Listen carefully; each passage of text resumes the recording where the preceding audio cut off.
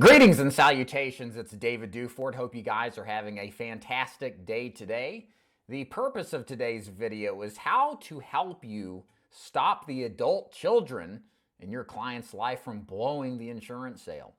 So the reason I'm doing this video is I got an email from an agent over the weekend, and she said she had set an appointment, but the daughter called back suspicious of the motives and was trying to basically tell her in so many words, don't even bother. So what do you do when you try to book appointments and the kid's getting away? What do you do when you try to make the sale and the kid's getting away? Well, it's a little bit of a touchy subject, and it's going to vary from each individual prospect. And what I hope to do today is really give you some pointers on how to interact with the children of parents and to help you discern when it's important to take it seriously and then when not to, and then give you a couple of choice stories that help elaborate this point. So the first thing you got to do, to the best of your ability, and obviously this applies only if you're in the sales call, is to assess the relationship between the child. There are some kids who run roughshod over their parents. They decide what's best for daddy. Whether to what degree they want to or not, but they make it seem that way. Again, perception sometimes is not reality. It's just what is exhibited. So give you a perfect case in point. Years ago, I had a deal where a guy was absolutely interested in buying. He was really cool guy. He was blind. He had a lady friend that lived with him, I think a wife, but whatever. And he was signed up. He was ready to roll. Well, his daughter rolled in there, and she's a nurse and she's doing well in life and all this stuff, and she makes it her priority to basically tell dad that this is stupid, it's a waste of time, it's a waste of money. And I had to contend with this woman for the latter part of 20 to 30 minutes before she finally wore out and went away. And so the business is still on the books, it's still a pretty good business, but the point is that sometimes you'll have this happen where you'll have somebody come in and try to run roughshod over you. And the key thing to remember in those circumstances is, again, what's best in mind for the client? Who are you selling this policy for? Sometimes the benefactors don't understand it. And we have to tell our clients in so many words that they're young. Of course they don't understand. They're getting started with their life. They don't think about dying. Of course they laugh at this stuff and don't take it that seriously. Unfortunately, but that's why you're an adult. You're the bigger adult here, and you got to make a decision for what's right for them, even if they don't agree with it, because that's just the way life is sometimes. We have to make decisions that others don't agree with. So in that case, I assessed it as being something that was, not that big of a deal. I think some agents might have gotten put off by how she interacted, but you should try to press through that. And the most important thing to determine is listen to how the interplay is between daughter and dad or whatever. And you'll find that in some cases, the interplay is serious. Sometimes you'll see that the dad just says, to hell with it. He shuts it down. So you kind of have to test that out to see kind of where things stand as far as how serious this is. Do try to include them, if at all, as much as possible. And I would say this on any sales call where you're going with, it doesn't matter. If the daughter just shows up all of a sudden, then, and it wasn't expected, then you need to do your best to present to her as well. I would treat her like a spouse. I would treat her like somebody else that is a part of the buying process, to play it safely and get their buy-in to this whole thing, okay? Because sometimes kids do play a role. I don't think it's as significant as we ultimately initially believe getting into this business with the people who say, let me talk to my kids about it. But if they're there in the room, pull them aside and listen to what it is you're talking about.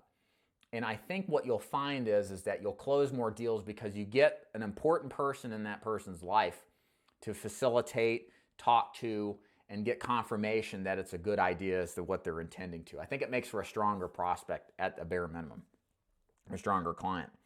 If they're not there and your client says something like, this looks great, but let me talk to my children and I'll get back to you. Here's how I recommend addressing this objection. Call them on the spot. Go see those people immediately. Go tell the person, great, call your daughter up. Let's talk to her right now while everything's fresh in the mind and explain how this works. This to me is calling their bluff. Okay, many times when they object, they really just don't trust you or just aren't fully committed. There's some objection that they're hung up about. And it's important not to let that be like a real objection. So call it on the spot. Many times you'll just say, well, you know, she's at work busy and all this stuff, yada, yada, yada. And the way that I handle it is that I give them an ultimatum. If you're telling me, Mrs. Jones, that you need burial insurance, that you know this is important to you, and you don't have anything to cover, and you sent this card in because you need to be covered, let's get started with something today. It doesn't have to be the $10,000. Why don't we start with the $7,000 or even the $5,000? Why? Because some coverage is better than nothing. And you can always add more later, but the worst thing to do right now is for me to walk out with your health, which can change in an instant, and you not have any coverage. I would not be doing my job if I didn't at least get you some kind of coverage. So what would you think of these options would work best just to get started? Sometimes that'll break it and at least get them committed on some level. Other times I'll make an ultimate, or ultimatum, not ultimate, a compromise, draw a line in the sand, I guess I like to call it. If I can't get them on that close, I'll say to an extent, let's just do this. Let's just complete the application. I don't even know if I can get you approved. I'll just send it in as the cheapest plan. And look, you've got till tomorrow. Call me tomorrow if you don't want this. I'll pull it, I'll cancel it. But until then, let's just get you started on something if you feel pretty strongly about this and this makes sense for you. Does that make sense? So I feel like that can turn some of these deals around that are otherwise kind of hard to get. Because there's that kind of like fence straddling. They know they need it, but they're worried about the price. Sometimes that's what it really is. It's just a price thing and you want to get it down. Don't come back. That's really important. You don't ever want to come back to these appointments, okay? I just got off of a consultation call, and it's very easy, especially if you want to make the sale, which we all do, to not blow a deal by the perception of, wow, maybe I could come back, and if I don't go all in on closing this, I'll ruin the relationship if I push too hard. The problem is if you find a real prospect that's qualified, that meets what we want, it's your moral obligation to close them on the first sale, always, okay? And if you don't, people fall back into their complacency, their bad habits, their desire to procrastinate, okay? Not everybody runs around every day and decides, I'm going to have a stranger over to talk about dying and paying for it. It's a miraculous event in my mind. And you cannot set this off into a second appointment. Or can you close some of these people if you come back? Absolutely. But that's the exception to the rule. The rule is a rule for a reason, okay? So keep that in mind. And don't forget, parents are adults too, okay? We need to remind our prospects that they have more wisdom and life experience to make these kinds of decisions. And what we're making here, buying burial insurance, is not some sort of rocket science. It's not like buying some big purchase that's going to financially impact to such an extent over the long haul. This is a simple process. This is a simple purchase. It's easy to get started. We can find something that's affordable. It's important. We say all this because it's important to get them to take action and realize, yeah, I am an adult. Yeah, I can make my own decisions. And yes, I know this is important. So regardless of what my kids say, I'm going to buy it today. We want them to think that. And we need to say as much too. Sometimes you just have to call them out on it and appeal to their wisdom. So again, wrapping this up, I don't think I even told you any stories. So, the last one I was going to say, so this is moral of the story here. I had a client I visited in Alabama. She was like 81 years old. She'd mentioned her daughter lived across the street, and it was late at night, and I wrote the deal up. It was like $50 a month. Well, I got a call from her, and I got a call from the daughter, and the daughter was livid. She was like, "What are you doing over here? Why did you sell my mom? My mom doesn't need this. Cancel that."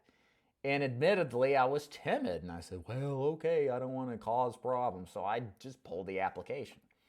And did you know 2 months later, I had Mrs. Jones call me up and ask me what was going on with the insurance, and that, I didn't, and I called her and she says, well, I didn't cancel it. And I'm like, yeah, I know, but it's one of those things. So I took that as I took the daughter's word for it when I really should have listened to what she said and asked her. Okay, so don't let these people who think they're in charge of their parents ruin your deal, because ultimately they're not.